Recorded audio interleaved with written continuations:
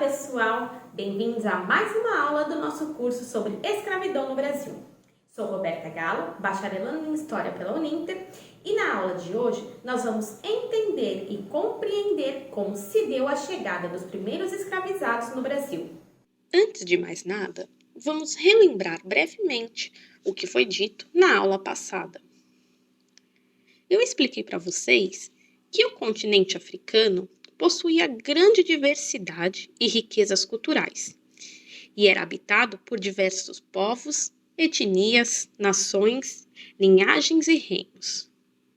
Nós vimos também que, apesar da escravidão já existir na África, ela era completamente diferente da que foi implementada pelos europeus.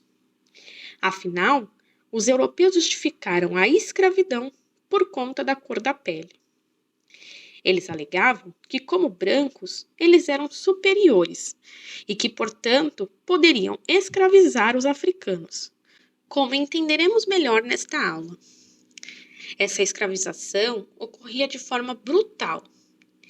E na aula anterior nós pudemos entender como iniciou e como ocorria o processo do tráfico transatlântico. Dito isso, vamos compreender a partir de agora a chegada dos primeiros escravizados aqui no Brasil. Vamos nessa!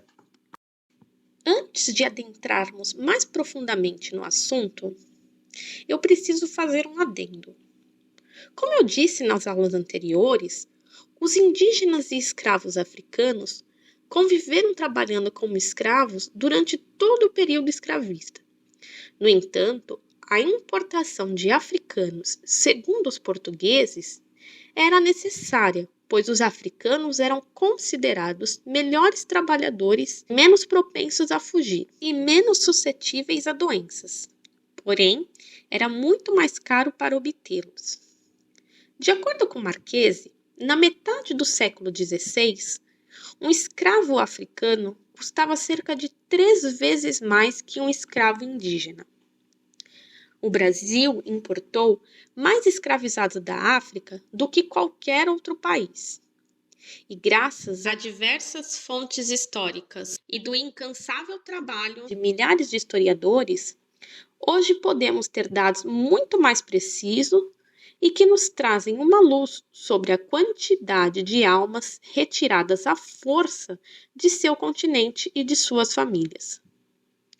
De acordo com Slave Voyages, um site criado a partir do esforço de centenas de pesquisadores que computaram diversos dados históricos, os primeiros escravizados africanos a pisarem em solo brasileiro datam de 1560 e estima-se que entre 1576 e 1600 tenham chego aos portos brasileiros em torno de 40 mil escravos. Um número pequeno se comparado com o total de almas inseridas durante todo o período escravista. Ainda de acordo com Slave Voyages, a cifra de africanos introduzidos no Brasil entre 1550 e 1850 gira em torno de 4,8 milhões de almas. Para se ter uma noção, o total de escravizados tirado da África para serem introduzidos no mundo todo gira em torno de 12,3 milhões, sendo que deste total, 39% vieram para terras brasileiras. Isso sem contar os milhares de escravizados que faleciam durante a travessia. Portanto, é sabido que o número de escravizados retirado da África é ainda muito maior. Logo, nós notamos que o comércio de almas era uma rede complexa, extremamente lucrativa e que retirou do seio de sua terra e de sua cultura milhares de africanos. É interessante pontuar para vocês que esses escravizados, antes de desembarcarem no Brasil, passavam ainda dentro dos navios tumbeiros por um processo em que fossem, a grosso modo, embelezados para que conseguissem ser vendidos. Os tripulantes dos navios negreiros, ao final da expedição transatlântica, começavam a preparar os escravos para serem vendidos ao chegarem em terras brasileiras. Afinal, apresentar os cativos com a aparência mais saudável possível, a fim de impressionar os compradores e obter melhores lucros, era o desejo de todo traficante. Vale ainda pontuar que os africanos eram tratados meramente como mercadorias, e era então necessário transformar essas mercadorias em algo atraente para obter o maior lucro possível. Logo, a primeira medida tomada pelos tripulantes dos navios tumbeiros seria retirar as correntes e algemas com alguns dias de antecedência, para que ao chegar no Brasil não houvesse marcas visíveis. Após esse procedimento, e de acordo com Gomes, os africanos escravizados eram lavados e as feridas seriam tratadas e cobertas com pó cicatrizante. Os homens tinham os cabelos raspados e os fios grisalhos seriam raspados ou tingidos de preto para rejuvenescer o escravo. E, por fim, os marinheiros untavam com óleo de dendê os corpos dos africanos, a fim de que ficassem brilhantes e parecessem hidratados.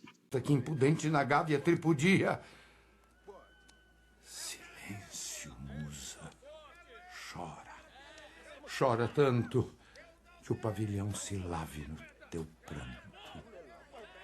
Aure verde pendão de minha terra, que a brisa do Brasil beija. Porém, apesar da tentativa dos tripulantes de amenizar o sofrimento causado durante a captura e viagem além mar, os cativos africanos chegavam, na maioria das vezes, doentes e extremamente magros. Em relação a isso, Henderson, um cônsul inglês, disse que os navios negreiros que chegam ao Brasil são um retrato terrível das misérias humanas. A chegada dos escravizados se dava em diversos portos espalhados pelo Brasil e de acordo com a região que ele estava destinado a ir. Mas o porto mais conhecido e que recebeu a maior quantidade de escravizados foi o porto do Cais do Valongo, e que, graças a diversos viajantes, é o mercado mais bem documentado da história da escravidão no Brasil. O porto é situado entre os atuais bairros da Gamboa, da Saúde e do Santo Cristo, no Rio de Janeiro, e que por quase 200 anos foi o maior entreposto negreiro na América. Estima-se que em 1808 entravam por este porto em torno de 18 a 22 mil escravizados por ano. Maria Graham, em 1823, narra a sua visita ao porto do Valongo da seguinte forma: 1º de maio de 1823. Vi hoje o Valongo. É o mercado de escravos do Rio. Quase todas as casas desta longuíssima rua são um depósito de negros cativos. Passando pelas suas portas à noite, vi na maior parte delas bancos colocados rente às paredes, nos quais filas de jovens criaturas estavam sentadas, com a cabeça raspada, os corpos macilentos, tendo na pele sinais de sarna recente. Em alguns lugares, as pobres criaturas jaziam sobre tapetes, evidentemente muito fracas para sentar-se. Marcados do Valongo, ali é feito um cais de madeira, depois substituído por pedra. Aqui você tinha o mercado de escravos, que era aqui em cima do Morro da Conceição, você tinha o Largo do Depósito, aquela ali na frente, na Barão de São Félix, com o senador Pompeu, você tinha a engorda, aquela do Jardim Suspenso. E aí a gente... Como eu já disse para vocês, quando os africanos chegavam ao Brasil, eles geralmente estavam desnutridos, doentes e feridos. E por não poderem ser vendidos nessas condições, eles eram mantidos em casas de engorda para aumentar o seu valor de mercado. Após esse processo, muitos escravos eram encaminhados para as casas de leilão, onde eles eram mantidos trancafiados até o dia de serem leiloados. 4, aqui está. Nome Santa, 21 anos, de corpo fino, estatura regular, trabalhadeira, habituada a serviços caseiros, cozinha razoavelmente. Trabalhava no serviço pessoal da senhora Santana de Moura. Me parece bem prendada. É uma bela peça. Sobre isso, Frazier disse: há mercados cheios desses pobres infelizes que lá são expostos completamente nus e que aí são comprados como animais, sobre os quais se adquire poder. No dia do arremate, os compradores recebiam um bilhete e poderiam examinar os escravos de perto. Eles examinavam os dentes se eram fortes e novos. As crianças e os idosos não eram a primeira opção dos compradores. Afinal, eles teriam que alimentar as crianças durante muito tempo até que estivessem aptas para o trabalho. E os idosos, por sua vez, não eram rentáveis para o trabalho exaustivo.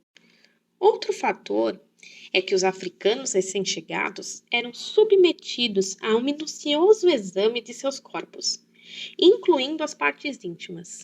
Durante este processo, ocorria quase sempre de algumas mulheres serem assediadas e sofrerem abusos sexuais. Os escravizados ficavam inteiramente nus e eram pesados, medidos, apalpados, cheirados e observados nos mínimos detalhes.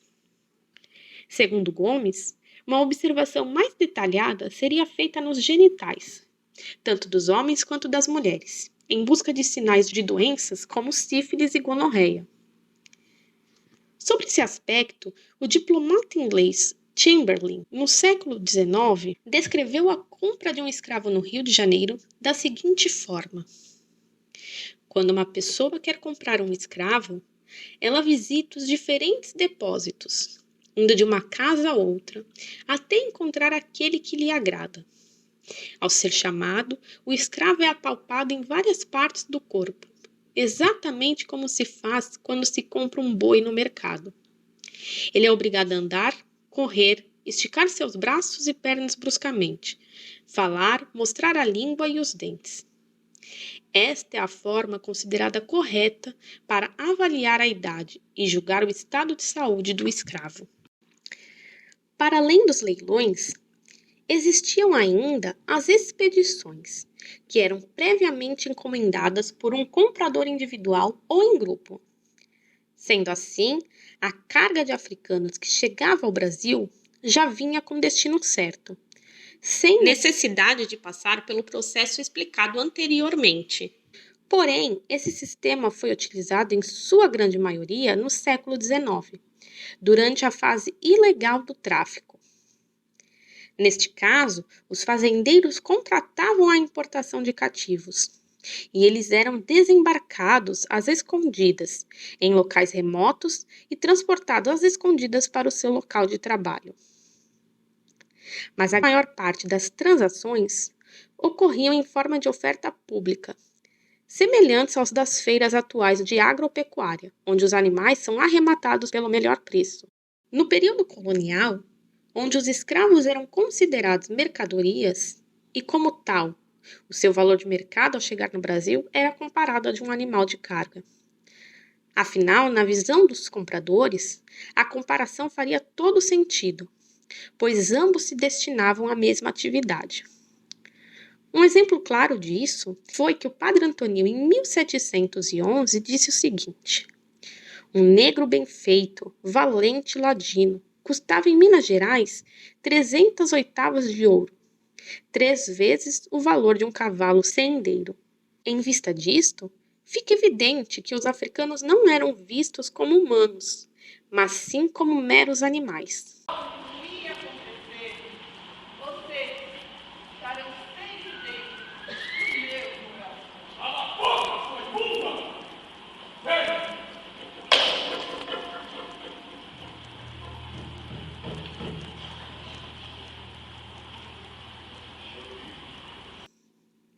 Assim sendo, os escravizados deveriam ser registrados na entrada e na saída dos portos, sobre a qual incidiam as cobranças de impostos. Era exatamente desta forma que a coroa portuguesa obtinha tanto lucro com o comércio transatlântico, pois taxava a mercadoria 2 vezes. Os africanos escravizados, ao chegar no Brasil, eram ainda submetidos à fiscalização sanitária, E os escravos que chegassem doentes eram mantidos em quarentena, pois era uma das formas encontradas de impedir que as doenças se propagassem pela população local. Feito isso, se a papelada estivesse em ordem, poderia começar a venda de escravos.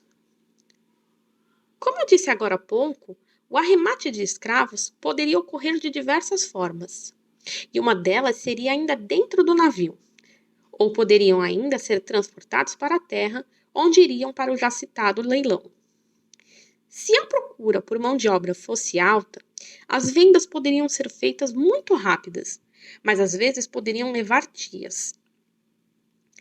Os leilões iniciavam-se com os compradores mais ricos e influentes, onde teriam preferência de arrematar os escravos mais jovens, fortes e saudáveis, pagando, é claro, um preço mais alto por isso. Eu preciso salientar para vocês que, além do sexo, da idade, saúde e aparência física, outros fatores eram levados em conta durante a negociação de venda dos cativos.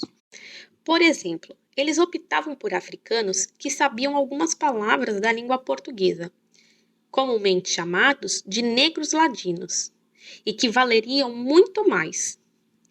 Caso houvessem cativos que sabiam alguma especialidade, por exemplo, mineração, carpintaria, metalurgia ou ainda criação de gado, esses africanos alcançavam preços ainda maiores, pois eram escravos raros e muito procurados no Brasil.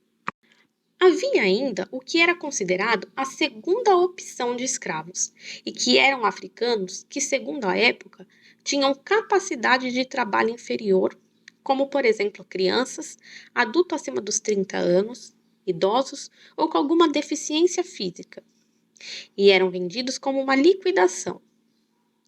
Normalmente, essa ponta de estoque era comprada por pessoas mais pobres e que não tinham condição de comprar escravos em condições melhores. Havia ainda os que estavam muito fracos ou doentes e que não encontravam comprador, e eram, portanto, abandonados pelas ruas e acabavam morrendo.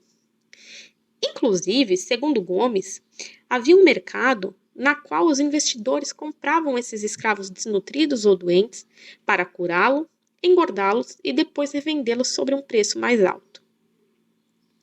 Quando os escravos eram comprados no mercado, eles acompanhavam os seus donos até o local onde iriam trabalhar, fosse nos engenhos, nas minas ou até mesmo nas casas. Após chegar ao local de trabalho, esses escravizados tinham seus corpos marcados a ferro com brasa para identificar que ele pertencia ao seu proprietário. E começava então o processo de adaptação na sua nova condição de escravo. É sabido que essa era a fase mais difícil e repleta de provações, pois era o momento onde o seu proprietário mostraria de fato quem mandava e quem era o dono de seu destino. Para isso, os senhores de escravos torturavam física e psicologicamente até que os escravos se colocassem em seu devido lugar. De acordo com o padre Manuel Ribeiro, no século XVIII, os senhores de engenho do Recôncavo Baiano tinham o hábito de surrar deliberadamente os seus escravos. Os escravizados, depois de comprados pelos seus proprietários, tinham 2 lugares como destinos. Eles poderiam ser escravos urbanos ou escravos rurais, e que entenderemos melhor nas próximas aulas. É preciso, no entanto, pontuar que era comum muitos escravizados chegarem mortos devido à dureza da travessia transatlântica, ou então muito doentes e que acabariam falecendo em questão de horas ou dias.